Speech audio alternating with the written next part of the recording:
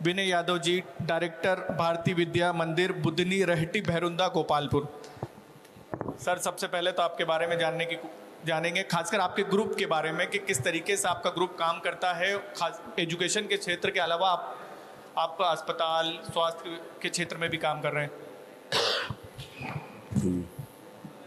ये जो भारतीय विद्या मंदिर है, इसकी नींव मेरी माँ ने ही मुझे ही पढ़ाने के लिए रखी थी 1982 में, क्योंकि बुधनी इतना छोटा शहर था, मतलब छोटा कस्बा था कि वहाँ स्कूल थे नहीं। और मेरी माँ महाराष्ट्र से हैं तो पढ़ी लिखी थी, उन्हें लगा कि एक शुरुआत की जाए, तो ऐसे भारतीय विद्या मंदिर शुरू हुआ 1982 में। और फिर वो चलता रहा। मैं 5th तक वहाँ पढ़ा, उसके बाद सैनिक स्कूल मेरा हो गया, मैं सैनिक स्कूल रीवा से पढ़ा। और उसके बाद मैं एक्सीलेंस कॉलेज भोपाल से पढ़ा। फिर मैं दिल्ली गया, यूपीएससी की तैयारी की मैंने, और काफ़ी फेल होता गया। फ़ौज में जाना चाहता था, एक्चुअली मैं एयरफोर्स में जाना चाहता था। तो जो उसके बाद के काफ़ी सारे साल गए वो सिर्फ फेल होने में गए। लेकिन उस फेल होने के साथ मुझे पता ही नहीं चला कि कब सक्षम हो गया। और फिर जब मैं लौटा तो फिर ये बात हुई कि मुझे करना क्या है। तब मैंने डिसाइड किया, क्योंकि मैं 19 साल घर से बाहर रह चुका था, तो मैंने डिसाइड किया कि अब बुधनी में ही रहना है माँ बाप के साथ। और फिर जो नसरुल्लागंज वाला सीबीएसई स्कूल है वो शुरू हुआ 2009 में। 2014 में हमने रहटी वाला स्कूल बनाया। 2019 में हमने बुधनी में नया कैंपस शुरू किया और वहाँ स्कूल को शिफ्ट किया। तो ये तीनों स्कूल सीबीएसई हैं। चुनौती तो कई होगी सर, क्योंकि भोपाल पड़ोसी शहर है। नहीं, हमारी छोटी जगह है, भोपाल से काफ़ी दूर है, 50 किलोमीटर 60 किलोमीटर। और बच्चा ये सोचता है ना कि बड़े शहर जाके पढ़ूं ज़्यादा। इतना छोटा बच्चा नहीं जाता है। 10वीं 12वीं के बाद वो चैलेंज आता है कि बच्चे बाहर जाते हैं। तो छोटी जगहों पर तो ये सुविधा थी भी नहीं। जब 2009 में नसरुल्लागंज में भैरुंदा में ये स्कूल शुरू हुआ, तो उससे पहले वहाँ प्राइवेट स्कूल्स थे। लेकिन हाँ, मैं ये कह सकता हूँ कि हमारे जाने के बाद वहाँ काफ़ी बदलाव आए। आपने इसको एजुकेशन क्यों चुना? आप तो और भी कहीं जा सकते थे। मैंने यूपीएससी की तैयारी की थी, तो मुझे लगा कि सबसे आसान काम यही है। ज्योग्राफी साइकोलॉजी मेरे सब्जेक्ट्स थे, तो साइकोलॉजी और जो मेरा बैकग्राउंड था, मुझे लगा मैं एजुकेशन में ज़्यादा अच्छा काम कर पाऊँ। यानी ये कह सकते हैं कि आप खुद का भविष्य बनाने गए थे, लेकिन वो बना नहीं। लेकिन आपने ये कह सकते हैं कि सपना आप बच्चों में देखते हैं और उनका सपना पूरा कर रहे हैं एजुकेशन के ज़रिए।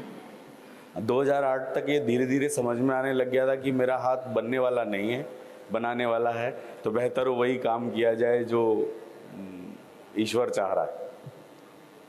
सर पर्यावरण की बात की जाए, आप जिस इलाके से आते हैं, माँ नर्मदा जो मध्य प्रदेश की जीवन दायिनी कही जाती है, लेकिन हम देखते हैं कि वहाँ पर काफ़ी गंदगी, ये तमाम चीज़ें रहती है।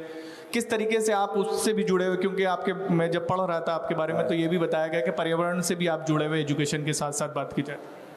मैं 2014-15 में नर्मदा समग्र के साथ जुड़ा। मैं नर्मदा समग्र के साथ तभी से काम कर रहा हूँ।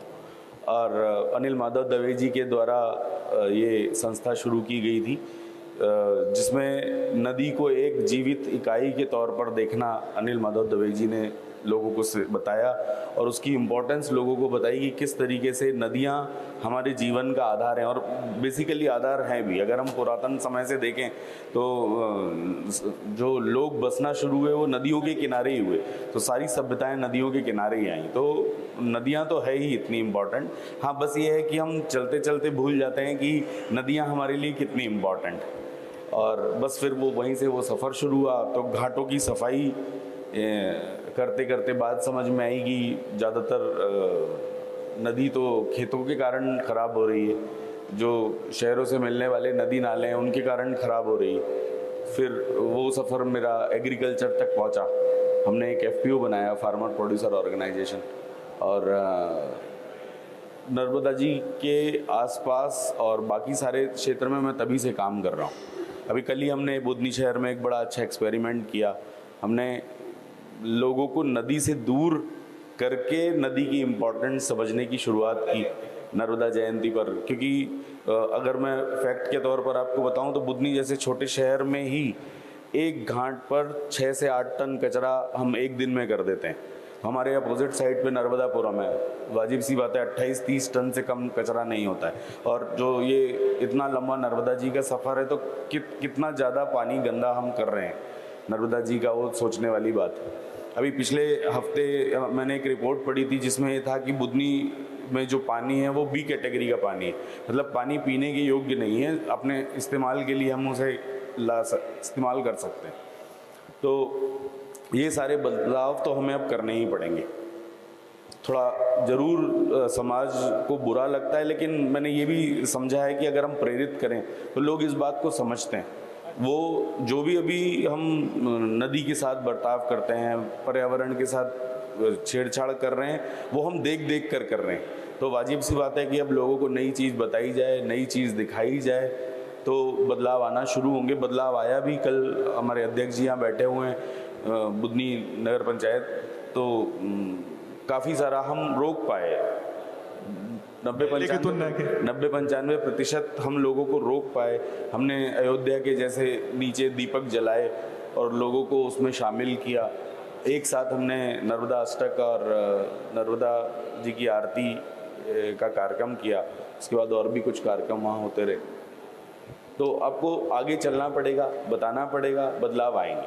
सफाई को लेके आप कुछ नवाचार करना चाह रहे हैं, क्या नवाचार है? कचरा निकलता है। मैं लायंस क्लब नर्मदापुरम आयुष का अध्यक्ष भी हूँ। वहाँ हमने एक एक्सपेरिमेंट किया है बड़ा अच्छा। हम वहाँ की नगर पालिका ने हमें एक ठेला वेंडिंग मशीन दी है, तो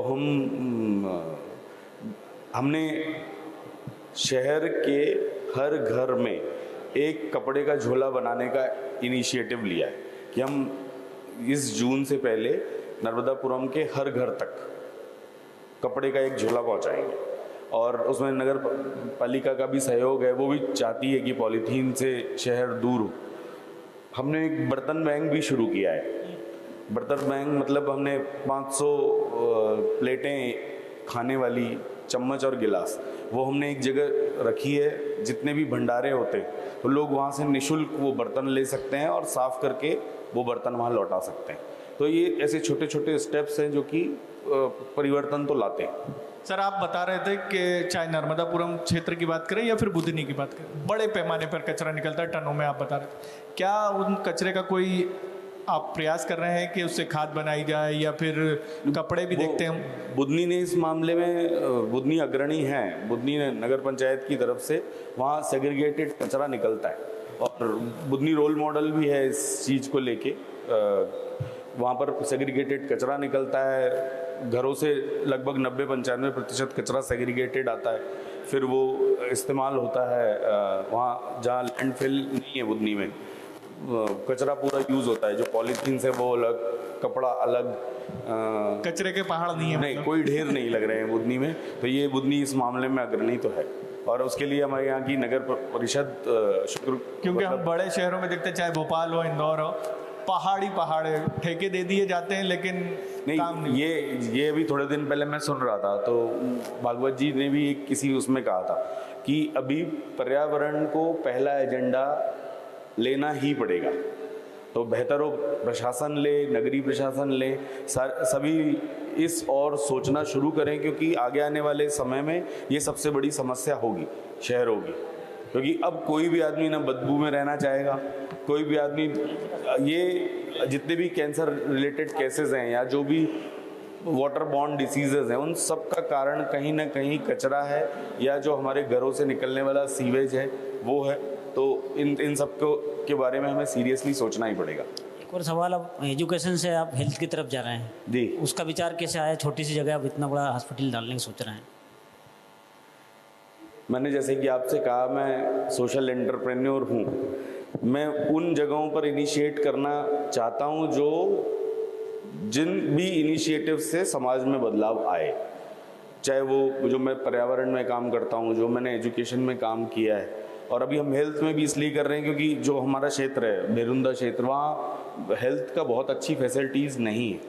तो ऐसा नहीं है कि भेरुंदा शहर में पैसे वालों की कमी नहीं है, लेकिन हाँ ये ज़रूर है कि हिम्मत की कमी थी, वो मैंने पूरी की। क्योंकि हिम्मत तो कहीं ना कहीं करनी ही है और आपके हिम्मत करने से बदलाव आते हैं। मेरी सोच का बदलाव हमेशा से एक कारण रहा है। बदलाव लाने के लिए आपको काम करना है और बदलाव आएंगे तो हमें लगेगा कि हमारा जीवन सार्थक है। बहुत बहुत धन्यवाद विनय यादव जी, आपने पूरे ये कह सकते हैं कि बुधनी बेरुंदा और क्या क्या प्रयास करे पिछले 3-4 दशकों से, उसके बारे में बताया। बहुत बहुत धन्यवाद।